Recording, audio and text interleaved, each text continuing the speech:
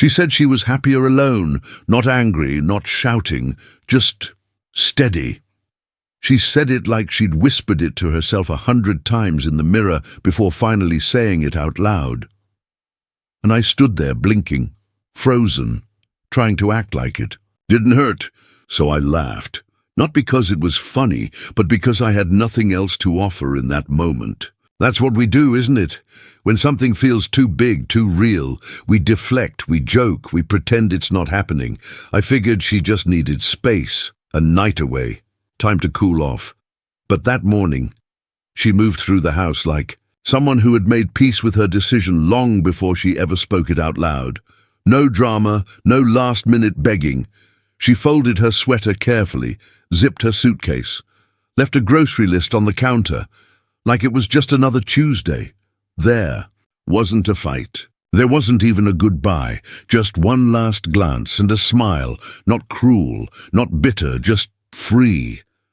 And in that moment, I knew she wasn't running away. She wasn't broken. She wasn't mine to fix. She had finally found something I never gave her, herself. I used to believe that women who lived alone were sad, unchosen, incomplete. I used to think a woman without a man was a woman who had failed at love. But I was wrong. She didn't choose solitude because she had no options. She chose it because she was done settling for half love, done sitting across the table from someone who never really saw her. Done explaining why silence at dinner hurt more than yelling ever could. I thought I was a good man. I paid the bills. I came home every night. I didn't cheat, didn't hit, didn't raise my voice. But I also didn't ask how she was doing. Didn't notice when her laughter started to disappear. Didn't hold her when she needed softness instead of solutions. Some nights I heard her crying in the bathroom, and I stayed in bed, still, pretending I didn't hear. Not because I didn't care, but because I didn't know what to do with pain that didn't come with instructions. She didn't leave all at once. She left in moments, in every time I turned away. Every time I stayed quiet when I should have leaned in. Every time I convinced myself she'd get over it. And now, with nothing left but silence, I finally understand. She didn't leave because she stopped loving me. She left because she started loving herself more than the version of her that disappeared to keep me comfortable. And maybe you've been there too. Maybe you've heard her crying behind the door and didn't know how to reach her. Maybe you've watched her pack her things quietly and you stood there frozen, not angry, just empty. If any part of this feels familiar, drop a line below. Just one. I'm learning how to show up without disappearing, because maybe she didn't walk away from love. Maybe she walked toward herself. And now, maybe it's your turn. In the first few days after she left, I thought the stillness meant things were getting better. No more awkward dinners. No more tension stretching between the couch cushions. No more walking on eggshells in my own home. The house felt quieter, lighter even. Like maybe I could finally breathe, but breathing and feeling alive, they're not the same thing. At first, the quiet felt like peace. But peace is earned. This wasn't that. This was absence disguised as order. It was a silence that didn't comfort. It accused. It crept in slowly, settling into the corners of the house like dust you stopped noticing.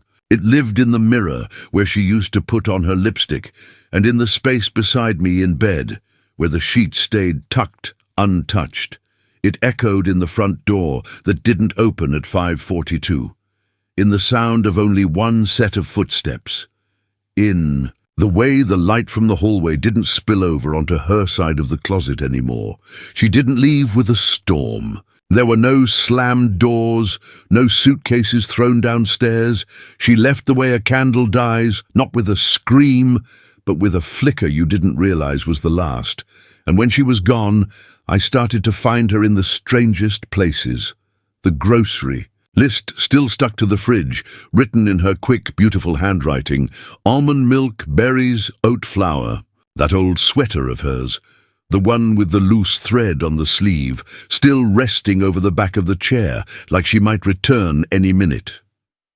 And then there was the scent. lavender and something softer, still clinging to the closet air. Like it hadn't accepted she was gone either, but the part that wrecked me was realizing how invisible she had become. While she was still here, I didn't see her going, because she didn't scream. She just faded, smaller and smaller, day by day, until one morning she disappeared entirely. And then one day, scrolling through social media, I saw her, not tagged, not posing, not just captured. Mid-laugh, sunlight catching the side of her face, book in hand, legs tucked up on a porch swing, and I swear, she looked like someone who had remembered how to breathe. She looked full, not in the way makeup or smiles pretend. To be full in that rare, hard-earned way, like someone who had come home to herself, and that shattered me, because I finally saw what I hadn't when she was inches from me every night. She didn't leave to run from me. She left the version of herself she had to become in order to stay with me, a quieter version, a smaller version, a woman who folded, her thoughts to fit inside my comfort zone.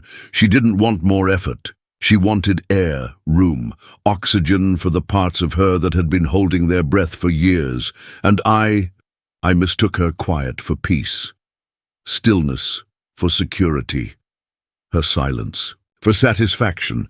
But she wasn't quiet because she was content. She was quiet because she was disappearing. So when she left, she wasn't choosing loneliness over love. She was choosing wholeness over erasure, a self she no longer had to apologize for. And that was the moment I finally heard the truth. She'd been whispering long before her voice went silent. She didn't want to be saved. She wanted to be seen.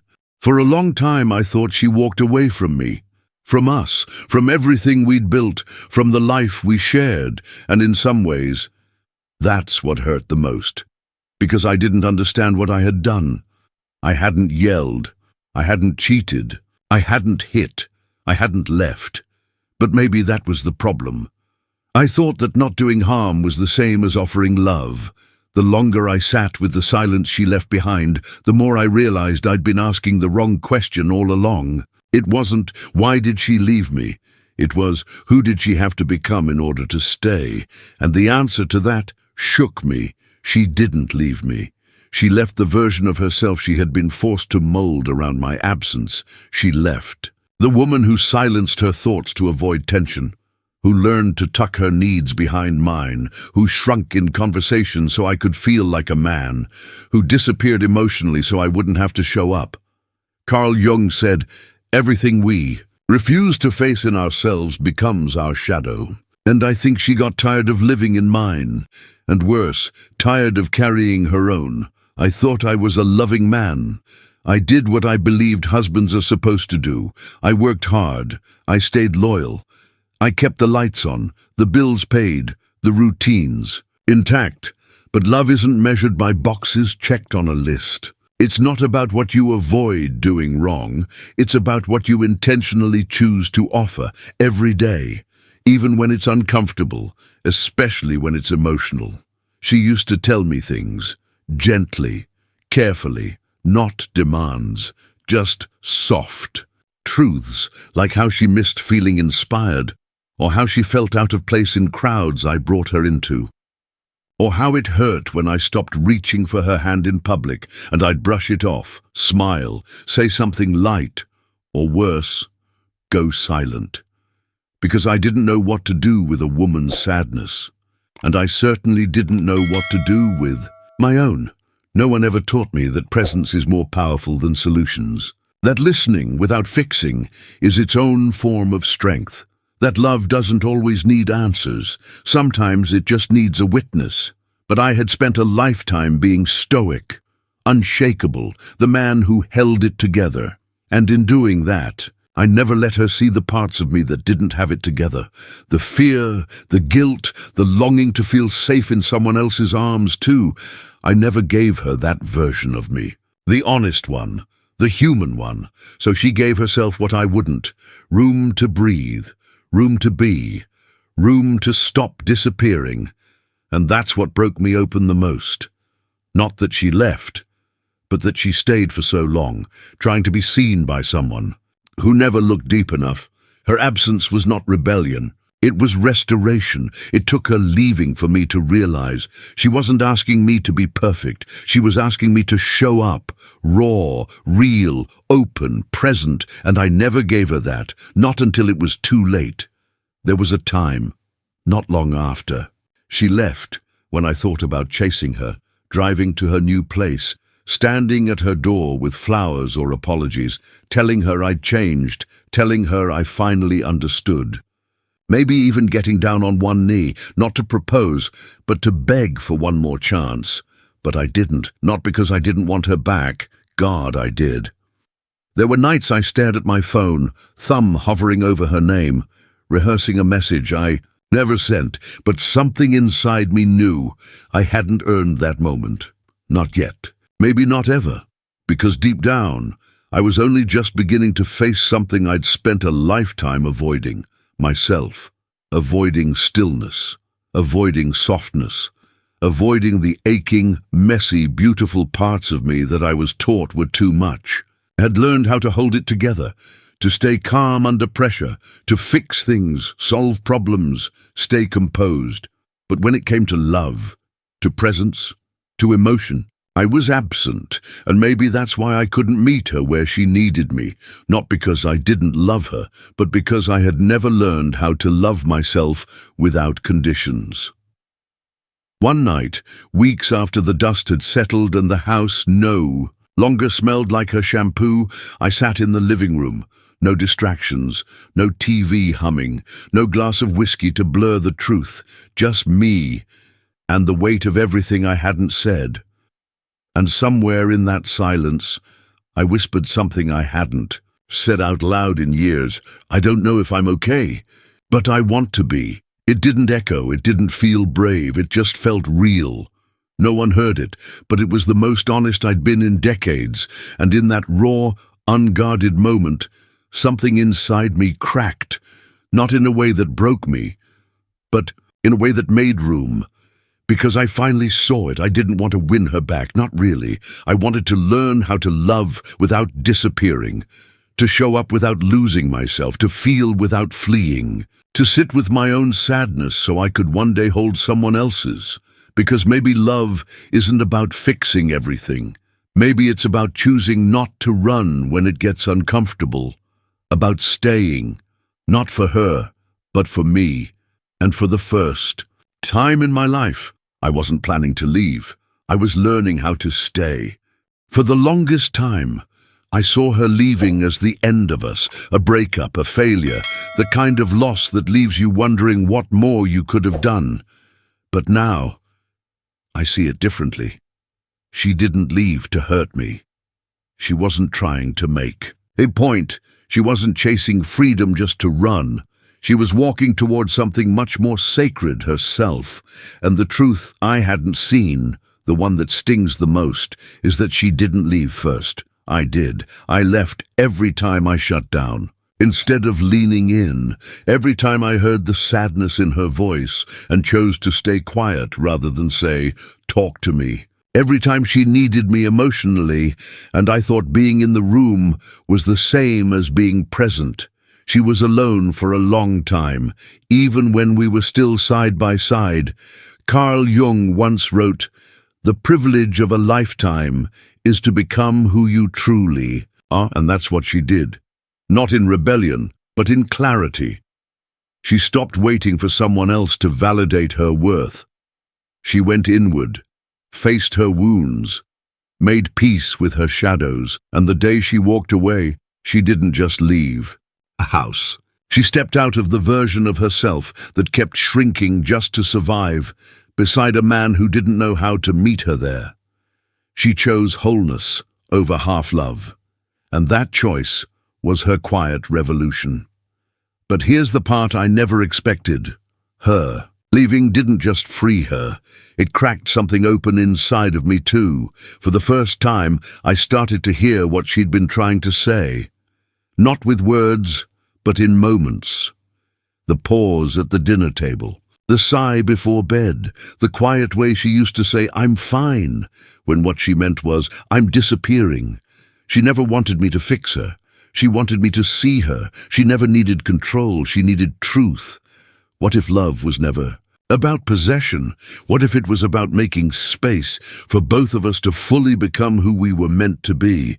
That's what she was asking for, not in demands, but in presence. And that's what I couldn't give her, not until she was gone. She didn't need more of me. She needed more of herself. And now I finally understand. So do I. There's a kind of loss that doesn't come with screaming or slammed doors or dramatic exits. It comes quietly, through all the things you didn't say. Through the years, you convinced yourself that showing up physically was enough. If you've ever loved someone, but didn't know how to love them well until it was too late, then maybe you know what I mean. If you've ever watched a woman gather her strength, walk out and never raise her voice, not because she stopped caring, but because she was tired of caring alone, then you're not the only one. There are thousands of men sitting in quiet rooms tonight, looking at empty chairs, holding memories in their hands like photographs they never thought would fade, and wondering, was she ever really mine? Or was I just standing next to someone who was slowly slipping away? So if this story stirred something in you, if it reminded you of a time you didn't speak, didn't reach out, didn't stay emotionally present, then don't stay silent now. Say something. Just one sentence. I'm learning how to show up without disappearing, not for attention, not for applause, but because telling the truth, even in a comment box, can be the first small step back to yourself. And if you've ever believed she left because she gave up on you, maybe it's time to consider this. She didn't walk away from love. She walked toward wholeness. And now, maybe it's your turn too.